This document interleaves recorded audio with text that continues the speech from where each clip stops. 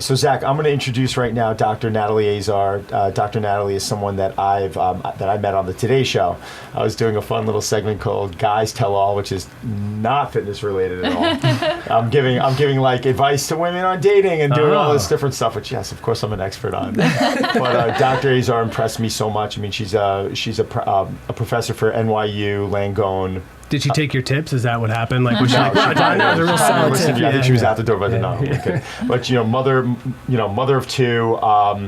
She is her expertise is rheumatology. Okay, so I know a lot of people don't necessarily know the definition of that, which I'd like you to explain. But we are going to be discussing today a very interesting topic to a lot of people, and it's training around injury, training around pain. Do you do it? Do you not do it? But can you kind of define rheumatology? Yeah. Can you kind of go through your whole path through in the medical field, and let's take it from there. Yeah, sure. No, I get asked this a lot. I think probably the most popular misconception about rheumatology is that it's all old people, you know, and certainly we all know that as we age, our joints wear and tear, and older individuals certainly do have osteoarthritis as well as thinning of the bones, which is osteoporosis. But as I said, it's a bit of a misconception because rheumatology really deals with autoimmune diseases, first and foremost, or primarily also, and that tends to affect all people of all ages, and particularly younger people, and particularly women. A lot of our diseases are,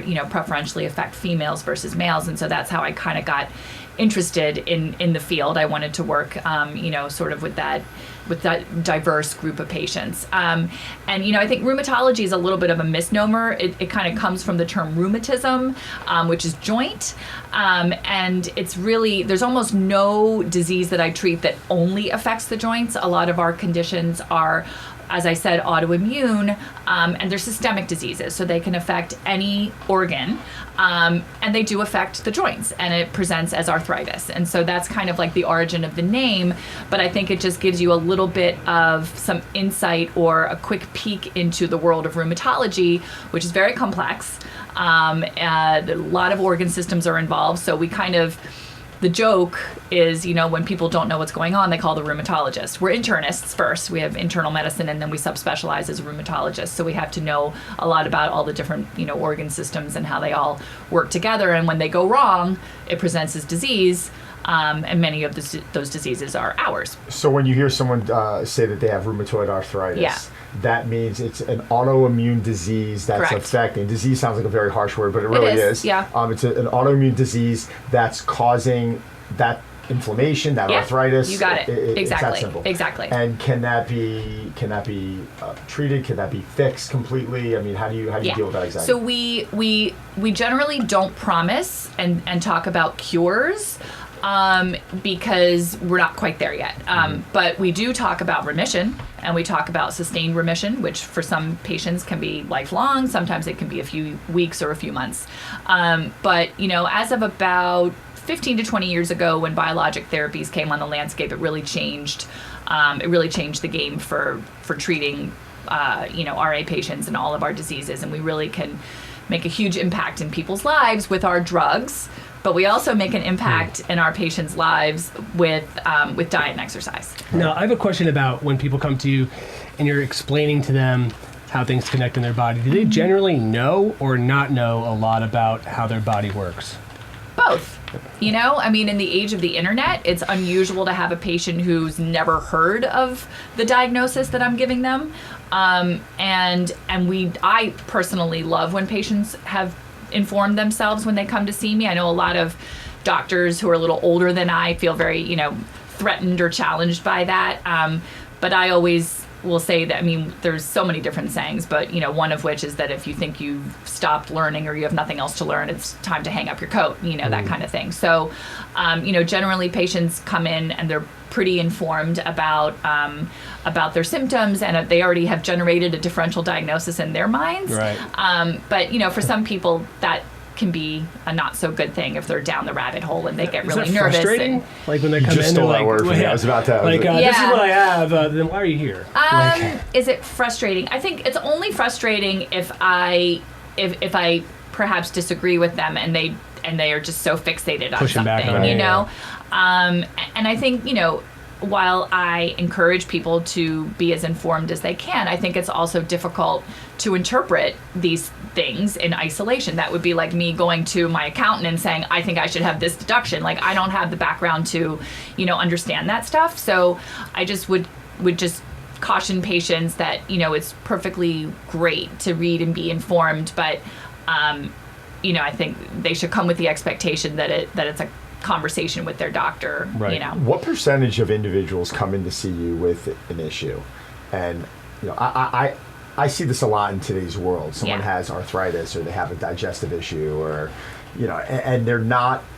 I think there's like low-hanging fruit things that you can just fix. Like diet and exercise are just very, in my opinion, they're very difficult for some people, but improving a specific category, or getting on an anti-inflammatory diet, call it what you want. For me, it's like when you have an issue, attack that. Right. How frustrating does that get for you? I mean, out of the 10 people that you might see in a day, I'm just making this number up, are 9 of them kind of brushing off what you're telling them and just going about their lifestyle and continue to do what they're doing? Like, how many people actually are like, Dr. Azar, I will do whatever it takes. Tell me what I have to do. If I have to give up alcohol, I will give up alcohol. And I'm going to throw my dad under the bus. He has a respiratory issue going on right now, and he's in and out of the doctor, and he's still having his cocktail every night, and I'm like, I don't know. I don't agree with it. I'm like, just dive in right now. Like, this has been bothering you for months. You can't shake it. You've been on steroids. You've been on medication. Like do everything that you can, and he doesn't. I think I'm mad at him, by the way. I know, right?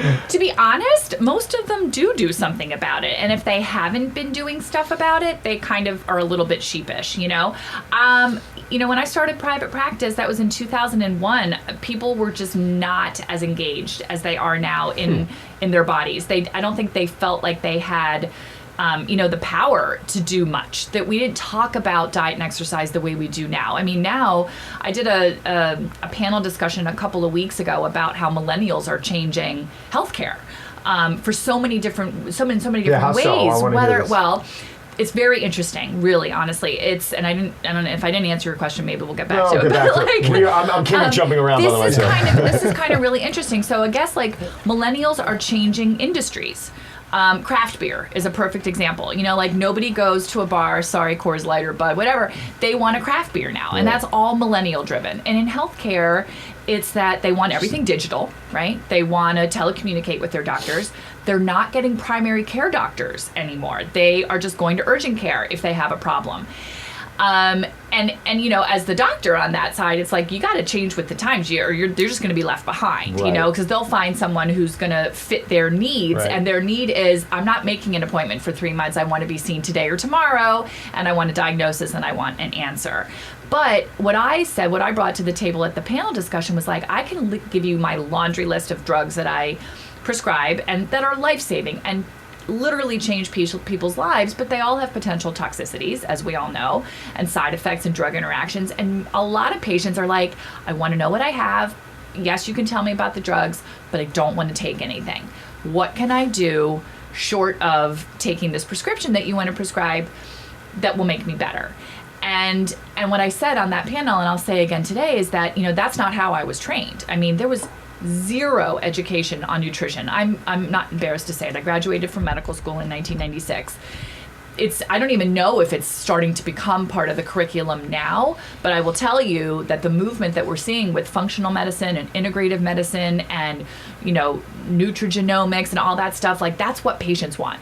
Patients want to get better without taking drugs, and they want to do it with diet. And it's like, talk about leaving all these doctors like myself in the dust. Like, we just, besides saying have an anti-inflammatory diet, which is kind of very broad, or whatever, or very, I should say, general, we're just not trained to give people much beyond that, which is such a deficiency, I think, in like a conventionally trained curriculum.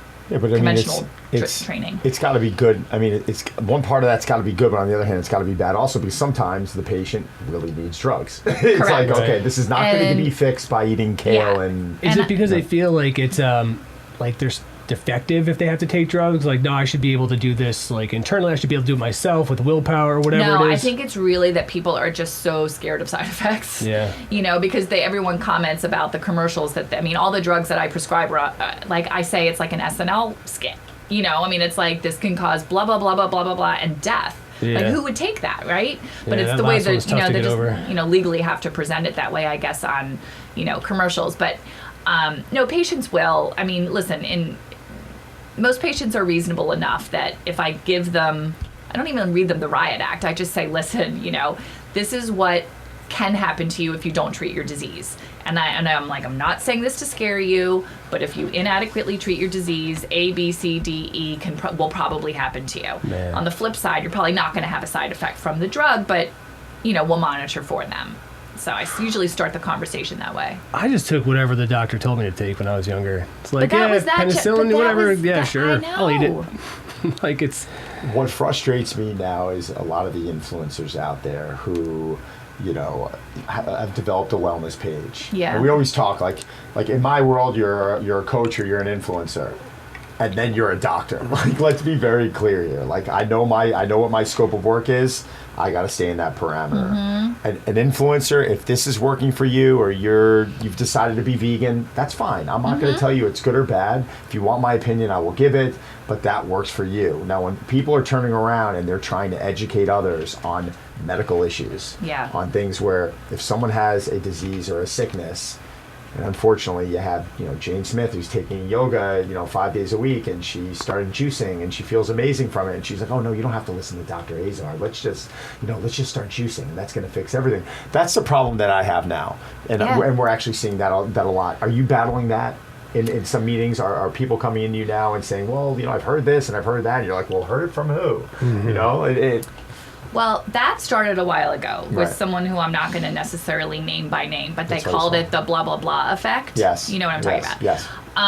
But, you know, here's the fine line that I'm walking. And that is that, on the one hand, you know, when you're going against dogma, you know, and conventional wisdom and what the science says, it could be a scary place, right? It's kind of like uncharted territory. And then on the flip side, I think that the longer that I've practiced medicine, the more I've realized too that, you know, sometimes there are deficiencies in our science. People joke all the time about how, like, one day vitamin D is good for you, the next day it's not because of a study. And, you know, I think to assume that science or medicine is static and that what we did 10 years ago is still how we have to do it today is not really right, you know? So you have, but I don't necessarily have the overarching wisdom to know when what we're telling people as doctors and MDs is always right, you know? It's hard. I find that the longer I practice, the less, I don't know, I don't want to say the less confidence I have in our, you know, medical information websites and places. It's just, I can pinpoint specific examples where, you know, established medical stuff has failed people. Has failed, yeah. You know, and chronic fatigue syndrome is the big one, you know? Right. I mean, but it's it like... just takes one time. And that, You know, it just takes one by time. the way, Yeah. and that's apparently part of the millennial thing is a little bit of like that distrust. Right. And that's also a scary place because then you a little further and all of a sudden it's conspiracy theories, you know? It's a slippery slope. It reminds me when you catch a celebrity on a bad day. And this could be, I know some great individuals, I've worked with some great people out there that just, one day they could have had a fight with their wife and their kids screaming at them. They go outside and paparazzi jumps in their face and they snap on the person. They get them on camera and suddenly the guy's an ass. You know, Right. What's that? Do you work with Alec names. I Baldwin? don't work with him, so I don't know. He's always trying to throw me under the idea. But, Yeah. Unfortunately, in the position that you're in, it just takes one time for you to be wrong, and that's a pretty bad statistic. Like a major league hitter That's what they see can strike there, out right. 7 of 10 times and get 3 hits the other times, and he's in the Hall of Fame his career. Right. Unfortunately, you're wrong one time, Yeah, and it's like, see that? I told you, doctors, they don't know. And Right. listen to my friend here is juicing, and Right. take a Buddhist Yeah. medicine approach, and everything gets fixed. Yeah. But isn't it like, you know, to build on that, it's like that's what you're trying to do in terms of like stepping back and not being so rigid with what Yes. you're saying. But a lot of people, a lot of other doctors you're saying are not. So Yeah. I see like it must be kind of a tough field right now because It is. Yeah. It is. I mean, I think sometimes it's like ignorance is bliss. Like if you just don't know that other world exists and you're not open-minded, then you can just keep on practicing the medicine that you practice and never hear a word about it. But I just realized a couple of years ago, I mean, as soon as my eyes were open to certain things, I was like diagnosing people with, this condition right and left. And I just would never have known about it if I had, stayed in your path and kept your head down. and that whole like stay in your lane thing, that's like the newest thing that everyone is saying. And it's Yeah. kind of like, really though? I mean, it's You have important, to evolve. but you have Right. to. You just have to be open-minded about things and be willing to learn and relearn and Right. unlearn, you Right. know? But isn't that a good thing though if doctors are continuing their education by expanding what they know? Like instead of, I don't know, it seems Yes. like more people would want to gravitate toward what you're doing instead of the opposite of just I mean, saying no. that's where I am right now in my head, where it's like I find myself having to teach myself things, that I wasn't taught 20 years ago. And yeah, we are supposed to do that. Yeah. That's what we're told in medical You school. do the same thing as a coach. I mean, you have to, and Right? and you can't turn around. And like what I've done a really great job of is surrounding myself with really smart people. Yeah. And there's doctors I work with at HSS, and I've got a team of 3 physical therapists that work out of my club, and 2 nutritionists, and I'm always bouncing ideas. And I'm not trying to come off as a jack of all trades. I'm the guy you come to, and I can put you in a good spot or with the right person. Yeah. And that's kind of how I sell it. But at no point am I trying to walk around saying I'm an expert in any area. No. I'm a professional. No, but I expert's can't tell almost you a little how too many strong. people I've seen who I've said, I don't know exactly what it is you have. I'll be honest with you, but I'll try to help you find out. And that's all. And that's like means everything. But that's to a really them, nice you know? answer to give. yeah, it is. Yeah, as opposed to making something up or telling them that they're depressed. Yeah, I bet you could make it up though, and they would totally buy it. So I don't know. Yeah, presented the right way. Yeah, totally. I definitely want to pivot into one area that you're really Yeah. passionate in, and that's pain, coping with pain. Yeah. From an exercise standpoint. Yeah. Because in a way, this is where I think we're going to mesh pretty Yes. well right now. Uh-huh. And people will come to me post surgery after they're through physical therapy, and it's time to train, or we're doing prehab, like getting them ready for a surgery, and they feel like, well, my shoulder's bad, or they got to open up, and I can't train. Yeah. And that's a very bland explanation. It goes way deeper. Can you give me some different examples and things that you're trying to educate? I love that you started with that, because oh my God, my sister's not going to listen. Well, she might, but like she's the classic example of, oh, I hurt over here, Right. so therefore the rest of my body doesn't work. Tell your sister we didn't pry on this. Yeah, She should just do it. exactly. Like I just did this with somebody the other day. Like they had maybe like a shoulder thing, and I was like, okay, so you don't do your shoulders. Yeah. I was like, you have a back, you have a core, you've got legs. I was like, you can still work out, right? Yeah. So I have this sort of thing with my patients, ironically, and the only disease that is made worse by exercise happens to be chronic fatigue syndrome, which is another whole conversation. But I literally say to my patients, there's almost no example ever where I will tell someone not to exercise. Right. And the eyes just go, really? I can exercise, Like I even tell people that they can run with bad knees, based on some fantastic studies. I don't know if you guys, aware, like a couple of years ago, marathon runners have less knee OA than their sedentary counterparts. Why? Because they're so lean and they don't have the burden of the mass on their knees, right?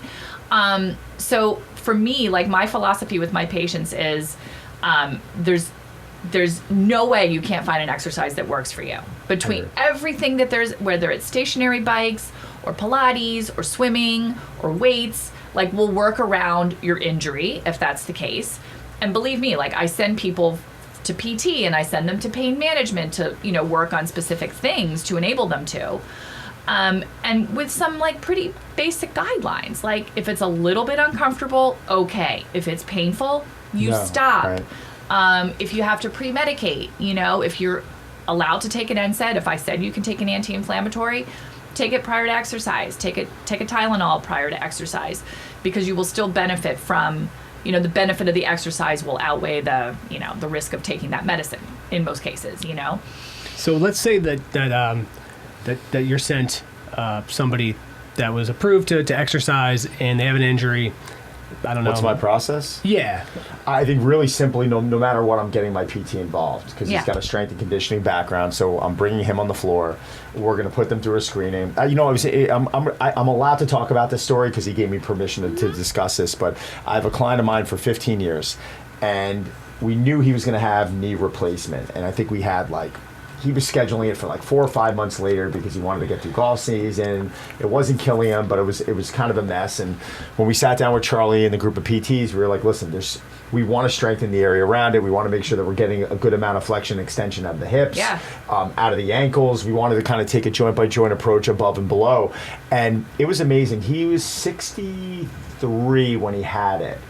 He was back on the golf course 6 weeks after full knee replacement, putting and chipping. That's amazing. Which is amazing. So you look at someone in their 60s, and it was all because of his prehabilitation. Totally. And because we were getting... I've never heard that term. Prehab, I love it. I stole it from Mark Verstegen 10 years ago. I mean, that's brilliant. Yeah, that's not mine. I wish it was. Yeah. I stole it from Mark Verstegen. But yeah, prehab. So we prehab people. And really, at the end of the day, our only formula is as long as the PT says it's okay, anything that really hurts or staying away from, weakness, instability, fine, keep your eye on it, make good exercise choices, and then go and train and develop that resiliency around it, and you will notice that you rebound really quickly. That's awesome.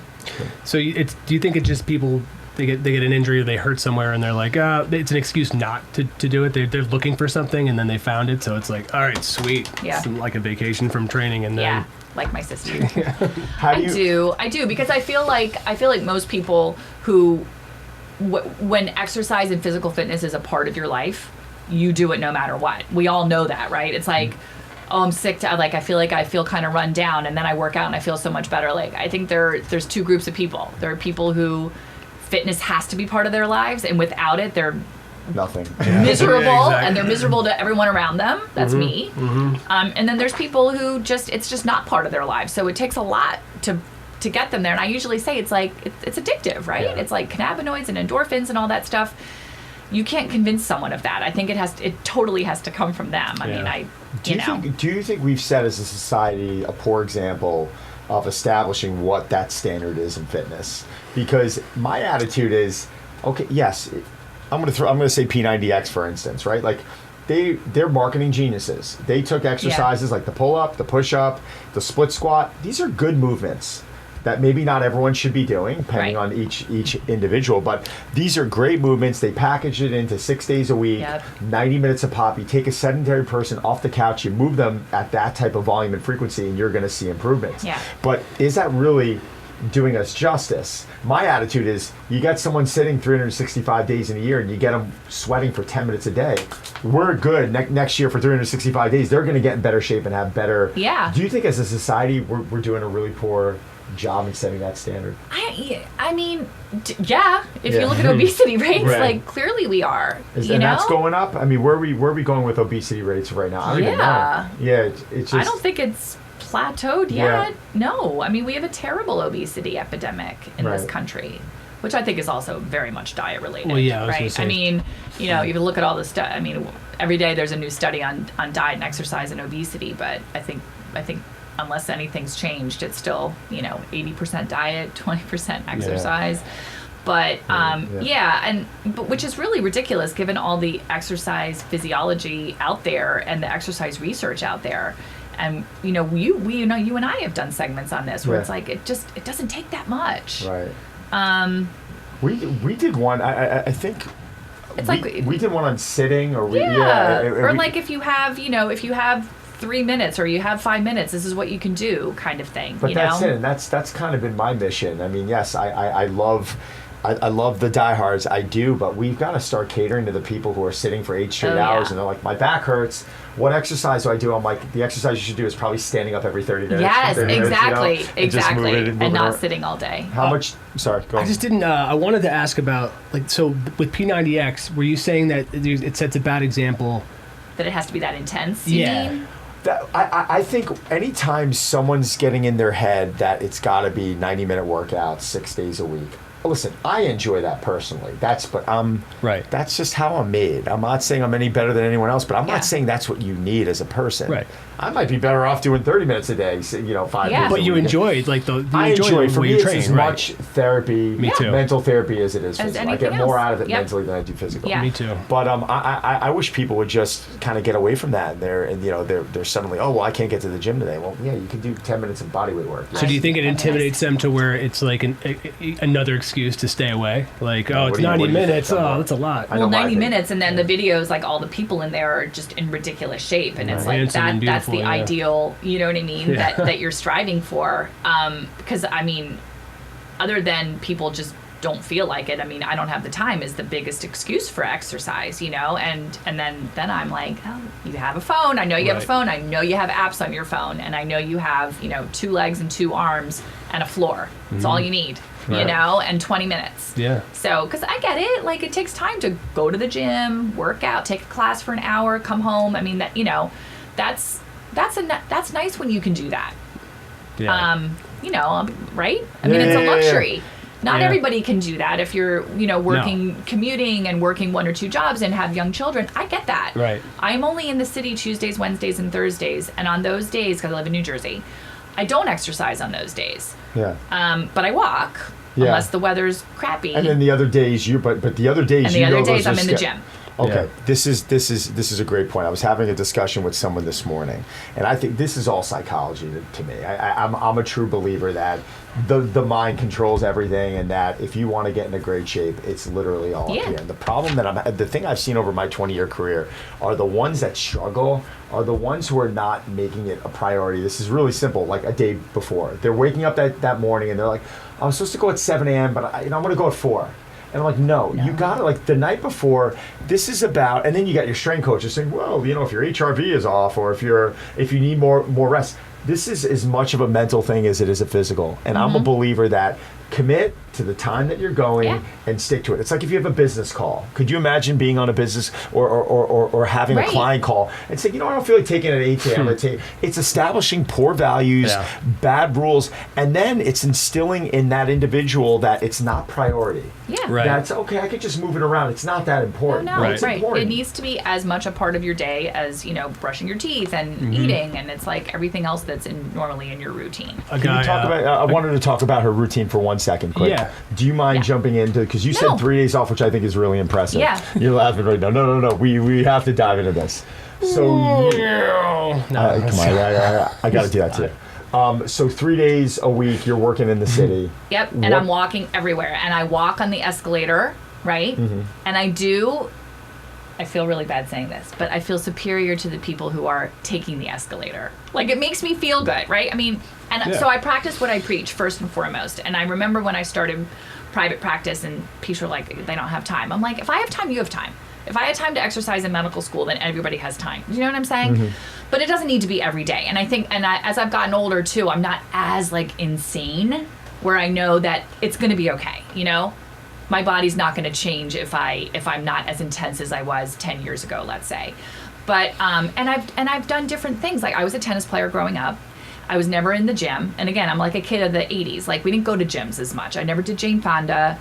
Then I kind of did I don't really know what I did in medical school. I walked, I went to the gym a little bit. And then I met my husband when I was in medical school, and he was like a gym rat. So he's like, you can be much more efficient with a half an hour in the gym than a 45-minute brisk walk. And I was like, fine. So then I started running. Then I had a meniscal tear. Then I did tons of yoga. Then I had a herniated disc in my back. So I kept on having to sort of adjust to my injuries. And now I feel like I do a little bit of everything. I kickbox. I love bar, which I think is an amazing exercise, especially for women as we get older, because you're less likely to injure yourself because it's low impact. I don't feel like a wimp or a loser if I don't do as many burpees as somebody next to me. I'm like, you know what? I'm 49. I'm in really good shape. And I don't have to do as many burpees as you. And I'm okay with that, And I do Pilates, and I do fit classes. Like, I love functional integrated training, like movement with weights and stuff. A lot of variability in that. Lots of core, lots of plyotronics. I don't do as much plyotronics as before just because it's too hard on my body. But that's what I do. And so, Friday, Saturday, Sunday, Monday, I'm in the gym. And then, in addition, I walk my dog. So that's it. And I'm never sitting. I don't sit that much. But you're also like super driven. I mean, you have Yeah. 15 jobs, and Don, you're also the same. But it's the people that haven't yet prioritized training. Like, Yeah. how can they build get rid of the bad habits and build good habits to where they're doing that? Seriously, Zach, to me, it's the only reason that I work out. Well, two. One is that I want to feel comfortable in my clothes and feel like I look, good. Right. Okay, but that's not the most important reason. Because we all know this. It's like, even if you may be like, oh, I might have gained a few pounds, but you do a class, you feel great. Why? Yeah. Why? Because of cannabinoids and endorphins. And that's what keeps me going back. Like, I just know that if I start my day with my workout, number one, it gives me, although there are studies that say this isn't a good thing, it gives me a little more license to,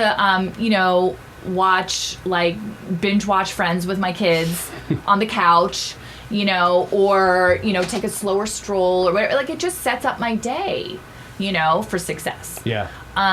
But like I said, I don't think you can convince people of that. They have to go to the gym and feel how good they feel psychologically and physically to keep on going back. Have you ever had to turn someone away because they're just not taking your advice or taking your suggestions? That is such a good question. My younger self was a little bit firmer with people, and I will never forget this patient. Literally, I was just starting out in practice, like probably 31 or 32 was in my first office. And it was a very overweight, probably obese woman who was in tears because her knees were hurting her. And she said, I'm not trying to lose. I think she was having, there were issues. Right. And she wouldn't commit to try to lose weight or exercise. But she wanted me to fix her pain. And I was like, I just don't know if I can do that. Like, I don't know that I can enter into this, relationship with you where there's just no reciprocity. And I'm like, I can give you medicine that can raise your blood pressure and cause problems and stuff. Like, why wouldn't you want to meet me halfway?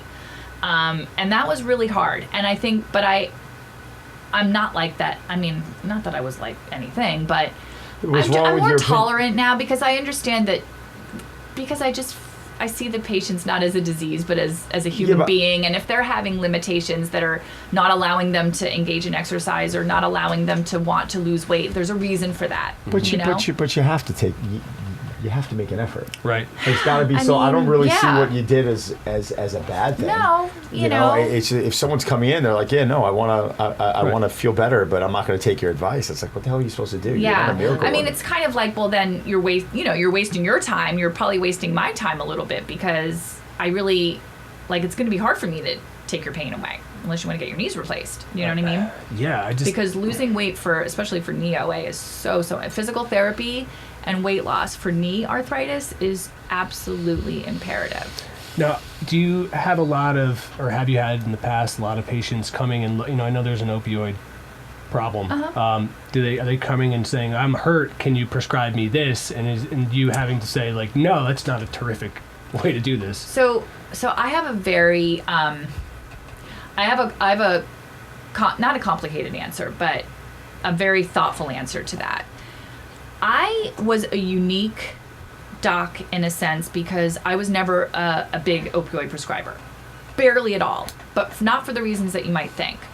I think these days people are like, I'm afraid to because of the CDC recommendations, right. And I don't want anyone to overdose and I don't want to get, my license taken away. When I was training as a rheumatologist, I had an attending who did not prescribe opioids for his arthritis patients. And he said the reason is because their pain is inflammatory from RA, let's say, so they don't need opioids. What they need is good disease control of their RA. I was like, oh, okay. So that's how I was indoctrinated. So when my patients came to me and they said they were in pain, I was like, find the source of pain. It's their inflammatory disease. Let me do that. And so I was never a big opioid prescriber. And then as time went on, I realized, oh shit, my patients are actually in a lot of pain in spite of the fact that their disease is under really good control. And what ended up we all realized at some point that patients with RA and other autoimmune diseases very often secondarily develop fibromyalgia, which is sort of the name of, what we call neuropathic pain, or these pain amplification syndromes, for which opioids historically are not that good, and we treat with nerve pain medicines and things like that. So it's kind of like I missed the whole opioid epidemic prescribing, but for very different reasons. Right. So when I get patients now, I have a lot of different patients with pain. I have some patients whose doctors have taken their opioids away and they are miserable and they're suffering, and that is one part of the conversation that doesn't get a lot of air. We talk a lot about overdose and epidemic, but we don't talk a lot about the pain epidemic in the country, which is just as real. And then you have the whole CBD movement and just in general the treatment of chronic pain, and there's a whole interplay of those things. So it's kind of like at this point, it's pretty easy for me to not prescribe opioids because I never really did, and I'm not going to start now. I will send people to pain management for that specific reason if they want to be prescribed opioids or if I think that they need opioids. But in general, it just never was part of my practice. Well, when you prescribe, and I know you mentioned you never really did it, so you might be the wrong person to ask, but when you prescribe that, is there a means to an end? Or is it like, okay, I'm putting you on opioids now because you have this pain, right, and we're not really going to get to the root of the problem. We're just going to continue with this resiliency and take more and more and more, and then that's a death sentence within itself. Right, exactly. And I think that this is what was lacking in all of our education, mine included, is that if you start a medicine, you need to have an exit strategy. And to my knowledge, unless again it's changing in residency programs and I'm not aware of, not only should you understand the dangers of opioids, because remember we were misled by pharma, et cetera, but to think of like a true duration of therapy, and how to use medication assisted treatment, how to use the medicines to get people off of opioids. That has to, just as much as prescribing of them, you need to understand how to take them off. Because I explain it to patients through no fault of their own, you do become physiologically tolerant to opioids. That's just the way they work.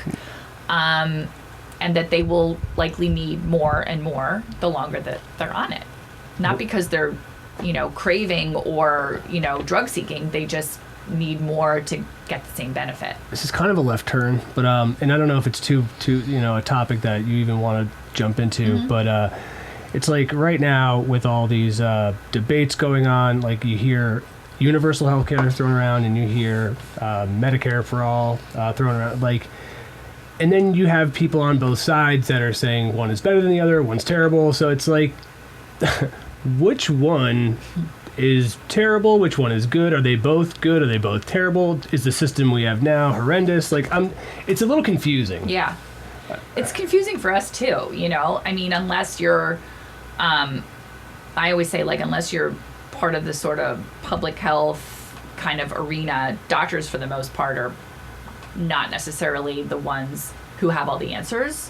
What I will say is that the idea of universal health care or Medicare for all always sounds good, right? But the money's got to come from somewhere. And I think the idea, what I'm hearing, Bernie Sanders did a podcast with Joe Rogan. I don't know if you heard it, but my son and I were listening to it the other day, and he's basically all these companies and businesses and huge corporations that I guess aren't paying their fair share of the taxes and loopholes and this and that would pay for it, But I think, and this might be, I don't know that this is the most informed answer, but I just, in my head, I'm it's got to get paid for somehow, right? It just doesn't happen. It doesn't go poof. Yeah. And I do think that healthcare is a right, for all Americans, but at some point someone's got to foot the bill for that. Yeah. I wasn't trying to ambush you. It's just it really okay. Is a it just gets to the point where you hear all these different things and it starts to melt together. Yeah. And you don't really know fact from fiction. Right. And it's tough because you want to be taken care of, and you want to know that everything's gonna be cool when you get sick. You have somewhere to go, and it's gonna be handled. But yeah, I guess just not knowing the best way to go forward is tough because Right. it's Well, that was like the whole notion of the individual mandate, right? Right. I mean, it's like, people had a huge problem with that, but it was kind of like, well, somebody's got to pay, right? It's like, the insurance companies are going to pay, are paying for your health care, and they can't only have sick people, right? I mean, it's like they need all the revenue from everybody in order to pay for the sickest people. It's like at the end of the day, it just comes down to money. Yeah, I just know that when a while back I didn't have health insurance, and man, every day was like terrifying. Like to do something, I was like, man, if I like could have been wiped out financially if I had an accident. So it was just Or like you have to get your appendix out. right. So yeah, it was spooky. So I can get why people like want to find the system that works, but man, I feel like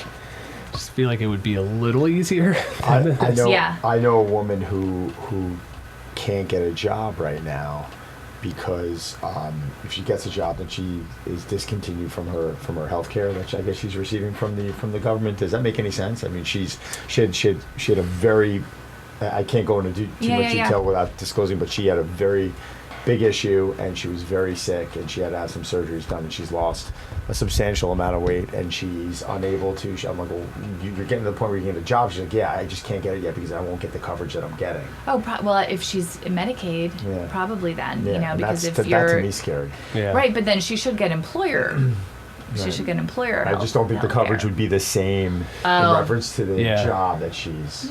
It shouldn't be so complicated, right? Yeah, I wouldn't think so. But this is how society's thinking. To me, I'm like, it's simple. Like, I know. Go get a job. You're moving around more. You're getting up. You're going to lose more weight. And it just doesn't. To me, I feel like the whole system's screwed up. I'm just glad you cracked that joke because I felt like I bummed out the whole room. So I just didn't mean to take that turn. No, I mean that was a deep topic. I mean, it's fine. I mean, I don't want to throw her under the bus. I mean, I know she's got an opinion on it, and I don't know if she's able to discuss it. I just figured that because she, this is what her area. Like she would have, again, I think you did explain as much as you could, but it's like as you said, it's just confusing for you guys as it is for us. So there's that's just so many different stakeholders. That's the problem. Yeah. It's like, I don't want to throw anyone under the bus, but between insurance companies and pharmaceuticals, this like ridiculous inflation of our drug costs. Right. And it's like, so it's like everyone has their hand in it. And so the prices are so inflated because everyone has to take their cut. Yeah. Right. You have things called pharmacy benefit managers. So, I don't know, Jeez. You guys are healthy, you don't know this, but if you start having to get all these fancy medicines, you don't go to your local pharmacy and get them. They're getting sent out to all these specialty pharmacies that are handling the approvals for all these expensive drugs. I did not know this. And that's what ends up happening. So it's like, who's really raising the drug prices? Is it just the pharmaceutical industry, or are they doing it because everyone has to take a cut? There's so many middlemen. Man. You don't just prescribe a drug and they go to your local CVS and pick it up. So these really expensive ones. So if you buy stuff overseas on the internet, you also probably don't know what you're getting. That's one thing, right? Not necessarily. Like, I know, my patients get their stuff in Canada. I have some patients who get their medicines in Europe, for sometimes like... But do they run like the fraction of source price. past you to vet it, or is it just like I'm going on website X and No, they just get it. hopefully it works out? Because Yeah. I don't know. I guess that's the other thing, right? So how do you know? Do you just gonna trust? Somebody? I mean, I think it kind of like depends where you're getting Yeah. the medicine, but I go to Craigslist. yeah, exactly. But people will do it. Yeah. People do it, and they save a ton of money. In some cases, it's.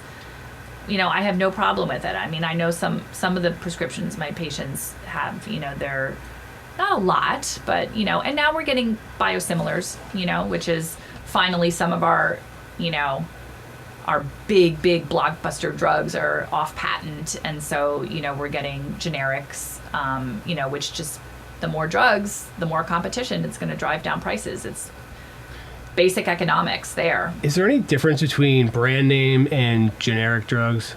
There is. Yeah. Big difference. Okay. Just in cost or just quality? Or both? Cost for sure. And quality, I think the only thing, it's interesting because if you ask the pharmacist or ask the Pharmacy Times, they're a great resource for patients.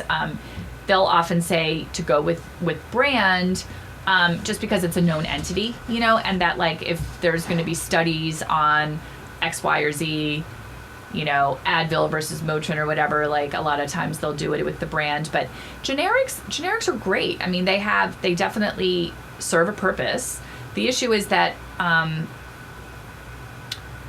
you know what, I shouldn't even comment on that because I don't know exactly what the approval process is for all generics and if it's as stringent and rigorous as it is for brand. Got it.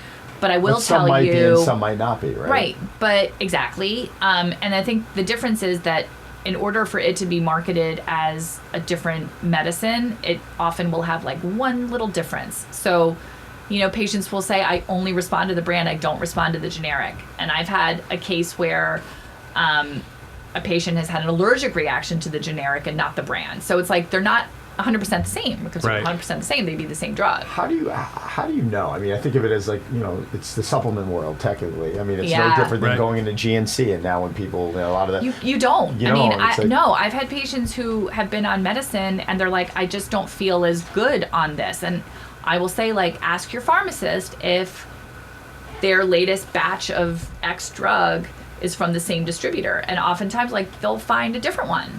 You know, because it's more cost effective or they ran out or something, and patients don't know. Is supplementation something you get asked a lot about instead of just, you know, what they can do to in terms of diet?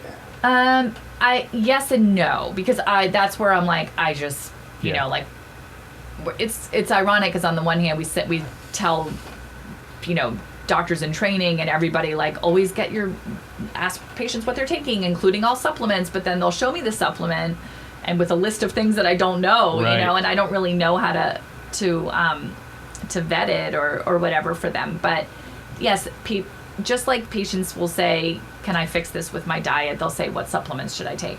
But there is supplement research. Right. You know, it's just, it's not as vast as drug research. I just didn't know if that was like the first stop for many people, like that they would rather just take the supplement like a quick fix, and then rather than change or rearrange their entire lifestyle. Are you talking about TRT now? Are you talking about like testosterone replacement therapy? Because, no, I wasn't. Because it almost felt it almost felt like it. I want to add. No, but I think that's, you know. Yeah, I mean, what's your? I mean, it's the same question, but what's your opinion on, you know, on TRT, and are people like, is that something that you should be exploring at, you know, if you're in your 80s and 90s? I don't know anything you don't know about anything it. about that. Okay, so you know. Okay, this is a fair answer. But yeah, no, I don't.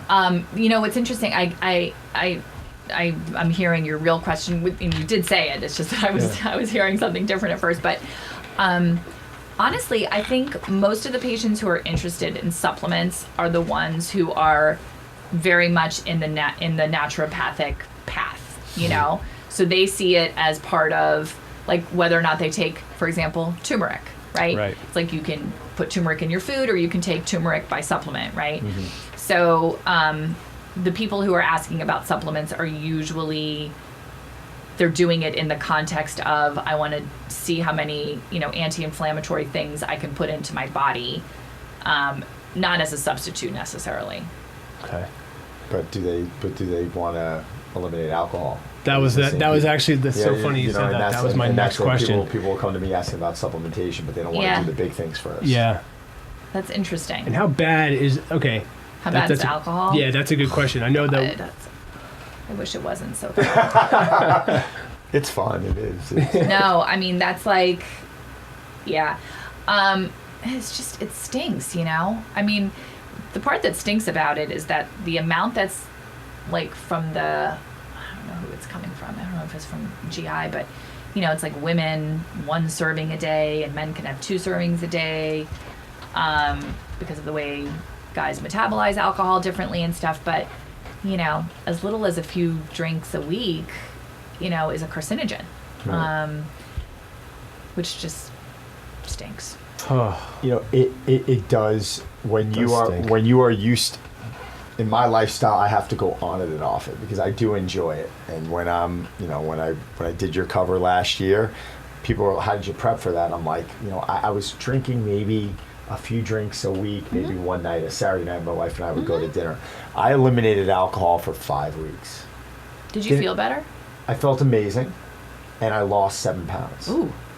So, you know, did I change my diet that much? Honestly, no. Like he knows how I eat all year long. I dialed in a couple things, but when someone asks me about booze, I'm less concerned with the caloric. Like if I go drink, I'll drink. It's more about what it's doing to your hormones and sleep, and I think that's something that's missed in society. I think I know like every New Year's they always talk about this, about how, I think there was like a study, right? Like how more young people, probably millennials, aren't drinking as much. Mm-hmm. Which is amazing. They're taking edibles. Yeah, I know, exactly. Right. Yeah. But wait, Zach, you're like, how do you do it all? I'm like, because I really enjoy my wine. Yeah. Like every night, you know? Yeah. And I try to not drink a lot of it because that would be hypocritical on the one hand. But then I think, but I do everything else. You know? I mean, I eat well and I exercise, but unfortunately it's not like they cancel each other out. But But I just, you know, everyone has their thing. Yeah. Mm-hmm. You know? My grandmother lived to 99. Her 4 sisters all lived between the ages of 96 and 105, and they all had a scotch every day. I was going to say. And they were making, you know, tomato sauce out of like fresh ingredients. They didn't know what organic was and not organic. And so like, right. So who's to say that, you know, our environment is not hurting me more than my glass of wine is, you know? I bet it is. I know. I bet being in New York City. I'm drinking tonight. No, but that's but that's my point also. It's like, okay, like what are you living for also? Like someone came at me the other day because I'm not a vegan. And they were blasting me because they're blasting me because, you know, and I'm like, well, listen, is this more of a religious thing? Is this more of like a health thing? They're like, you know, you're going to get cancer. Like, that was more of that.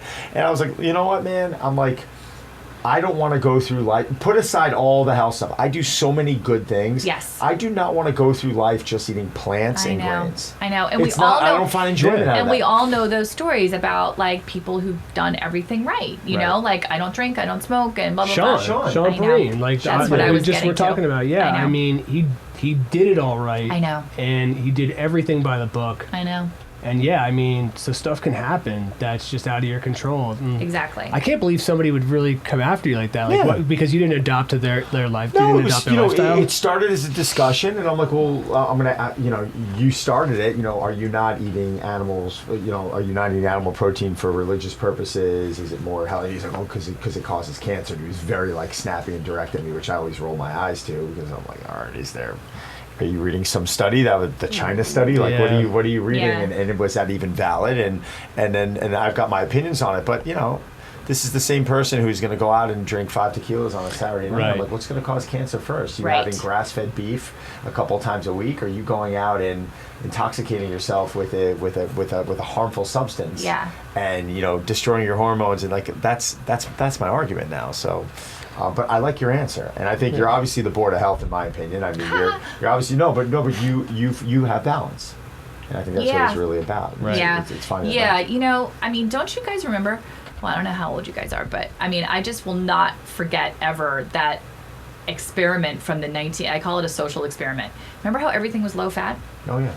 The snack wells era. Frozen yogurt, like all this stuff, and what happened? Obesity just went boom. Yeah. Why? Because we substituted all that fat with sugar and all of that stuff, you know. And it's like that was extreme, and I fell into that. I was like, oh, this has to be low fat, non-fat. I drove my mom crazy when I was a teenager, you know.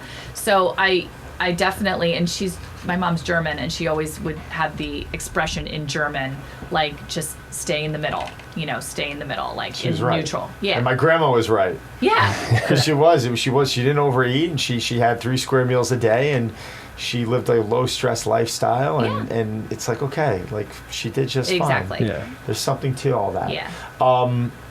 How are we on time? I lost total track. No, I think we. We're about there. We're about the hour. Yeah, I hope that you'll come back sometime because I'd love to. I mean, just from what we discussed, I have a handful of notes that I would love to tackle. But I didn't mean to throw a lot of curveballs, but it's just he got excited. Since you're here, I'm like, you know what? I'm just gonna kind of get these out of the way because I want to know this stuff, and it's why not ask the expert rather than go to Reddit all the time. So, but I also think it's making it a difference for the viewer also, and it's bringing a perspective that a lot of people don't have access to. And I think, I mean, it'd be great.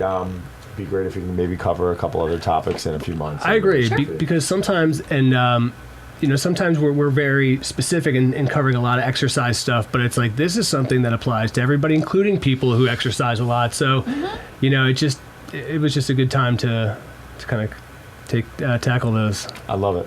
How can people get in touch with you? Yes. Oh, Social handles, whatever. that, yeah. Instagram. Yeah, you got to go to the hospital. No, You gotta it's give just- us. yeah. You gotta give them. We're not asking for an email. How about your Instagram handle? Because I think people will be. I think it's Am I gonna have to look it up? Dr. Natalie TV. Oh, Dr. Okay. Natalie TV. We're gonna That's it. when we put your post up, we're gonna tag you on that, and Mm-hmm. I think it's gonna be great. People get some insight into what you do. I think is really impressive. Yeah. And thank you for coming on. thanks for having me, guys. You No, want it's a to close pleasure. out? Yeah, this is episode 647. 583. Yeah, and I want to thank Dr. Natalie Azar for coming on. It was awesome. A lot of Thanks, topics, guys. and just super excited to have you here. You can follow Don at Don Saladino. And you can follow Zack at Zraz. Yes. Right? I got it. I can't Did you change your picture yet? Or is it still a cat? Still a cat.